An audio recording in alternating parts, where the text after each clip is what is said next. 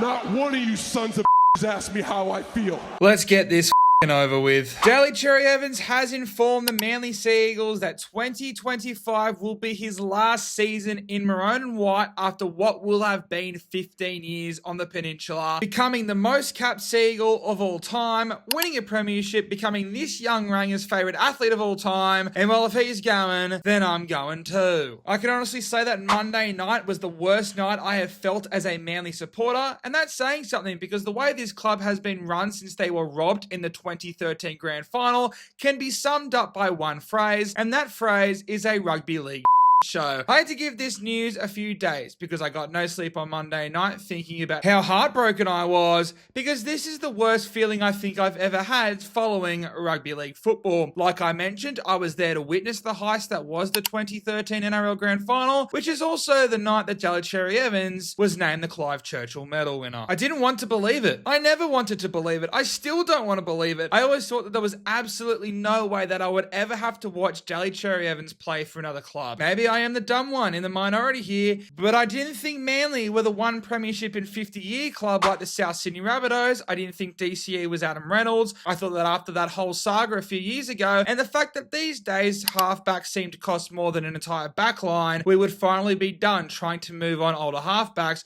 who just happen to be club legends and still some of the best halfbacks in the game. But no, I guess I'm the dumb one. I'm not an idiot, I think. I know at the end of the day that premierships are everything, and I'm the first person to say if you don't win a comp and you don't get the wooden spoon, who really cares? But I do believe that some things are more important than premierships, and when a player has spent the best of his career carrying your club because you couldn't get him a 5'8", the fullback you gave millions of dollars to keeps breaking down, when that player captains the club longer than anyone else has in history, when he literally becomes statistically the greatest player your club has had in a century, when that player is all but guaranteed to be on the name of a bloody grandstand one day, maybe you bend the rules a little bit to keep him and offer him a contract. Oh, and by that way, on a completely different note, that guy is still the Queensland captain and a top 3 halfback in the competition. But well, who cares? At least we got Jamie Humphrey. Oh, that's fine though, because we also have Latu Fainu coming through in our junior.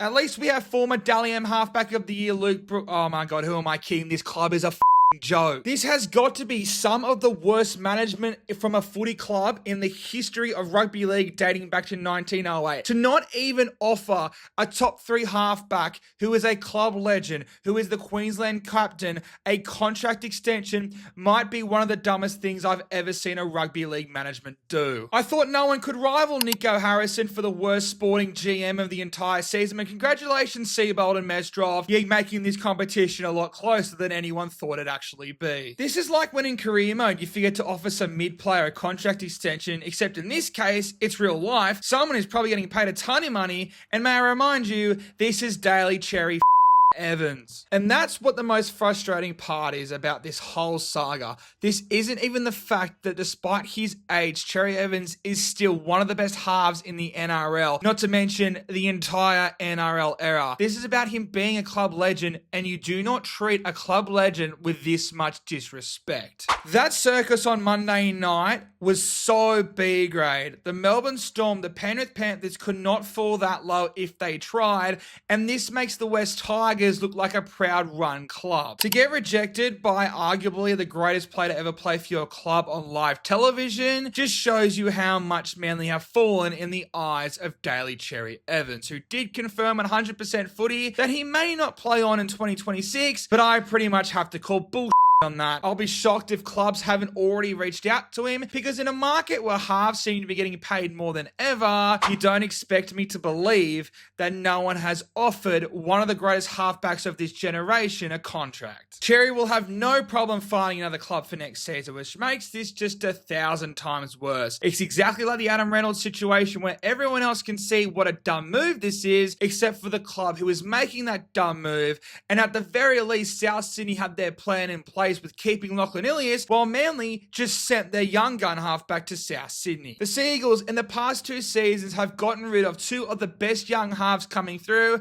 as well as my glorious King Josh Schuster. So Manly, please tell me, what are you doing? Outside of Alfie and the social media team at Manly, who are absolutely cooking, this club just seems to be headed in one direction. And if it wasn't for Cherry, the Trbojevic brothers, and the emergence of guys like Garrick and Olakau'atu, this club would be right down the bottom with the West Tigers. Monday night, I was furious. I was ready to sell my clothes. I was ready to burn everything that was from the peninsula in my house and refund my membership. But as the days have gone on, well, I still think the club and whoever's managing the club deserve to be shot in the rugby league head. I'm still going to support them because I have to. I am a spoiled Northern Beaches brat, and that is what we were put on earth to do, support the Northern Beaches brat club. But as much as I love DCE, he's more than likely going to be my favorite player for my entire life. I just feel like maybe it just seems he's way too eager to leave. For as much as Manly have royally screwed this up, it does seem like Manly's longest serving captain is for some reason just really hell-bent on wanting to leave. No matter how badly Manly's managed this whole situation, if it meant so much for Cherry Evans to stay as a one-club player to finish as a legend at Manly, wouldn't you just accept the 2-year offer? Can you really say goodbye to a club you have spent 15 years at and then you're supposedly love just for a 2-year swan song at a rival club where it's not like you have a better chance of winning a premiership unless you're going to the Penrith Panthers or the Melbourne Storm? That is what's most heartbreaking about this situation, is because either Manly has hurt DCE so much that he feels betrayed and wants to leave, or he just really wants to leave and has no desire to finish a one-club player, or worst of all, he's just seeking another final big contract despite signing the biggest contract of all time just 10 years ago. Cherry Evans has done a remarkable job of redeeming himself from a reputation that wasn't very positive from the first half of his career, especially both with Manly fans, Queensland fans, and the ex-players of both of those factions. His backflip on the Titans infuriated Queensland, and I always defended him on that because if the current club you are at offers you the biggest contract in NRL history, then of course you are going to stay. Then there were all sorts of rumours that the core of Queensland's 8-in-a-row dynasty didn't get along with him, most notably Cameron Smith, Jonathan Thurston, and Cooper Cronk. Ben Hunt was the man chosen to lead what was the next era of Queensland, but it was Cherry to come out of nowhere, win Game 3 in 2018 with Queensland. Then he was selected as captain in 2019, and he has never looked back, putting himself into a new stratosphere of halfbacks with how good he has been for Queensland in State of Origin. And he has done so well with Manly as well, mostly. Now, Cherry Evans has been the Sea Eagles' best player for the better part of the entire 10-year deal he signed, and you can't blame him for Tommy Turbo's horrific injury run. But in this so-called Big 3 era for Manly, which includes DCE and the Turbos, they have won just 3 finals games. Most Sea Eagles fans, especially the younger ones, love DCE, but a lot of the older fans took a long time to come around to Cherry following that 10-year deal saga back in 2015. I can admit that I was the young fan at the time, and even now I still love that Cherry Evans has ended up staying and becoming such a rich part of Manly's history, and he made that deal that has pretty much worked for both parties involved. It's funny because just under 1 year ago, Cherry Evans had the day where he became a Manly Sea Eagles legend for life, becoming the most capped player in the club's history, doing so in a sold-out Brookie Oval, and they put on a show against the defending premiers, and it felt like that was the culmination of Cherry Evans when it comes to Manly fans forgiving him and him solidifying himself as the best halfback we've ever had. But now, for a lot of Manly fans, that has all been blown up, and fans are quick to remember that in the early parts of Cherry Evans' 10 years deal, it was an absolute Manly's 2007 to 2013 dynasty was one of the few in the first 20 or so years of the NRL era, and guys like the Stewart brothers, Jamie Lyon, Anthony Watmough were just some of the players who took serious unders to stay together.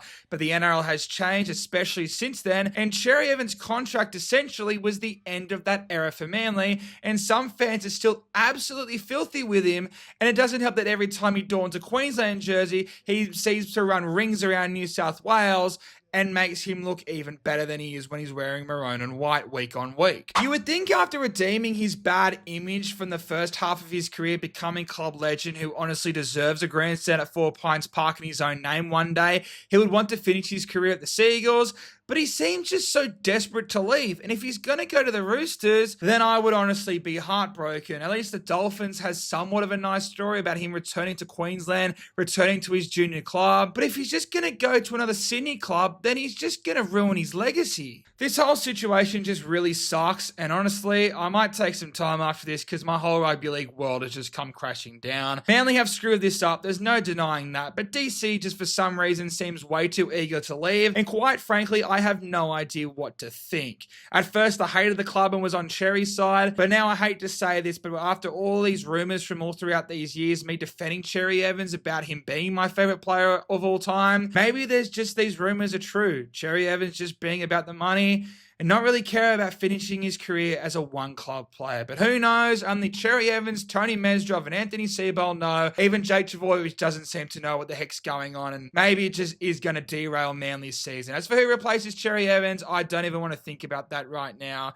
I am shattered. I just want to go back to bed and continue crying where I've been since Monday night. But ladies and gentlemen, let me know in the comment section down below, what do you think about this whole situation with Cherry Evans and Manly? Smash that like button, subscribe if you haven't yet already. Consider it a little morning present from me because, yeah, I'm so done.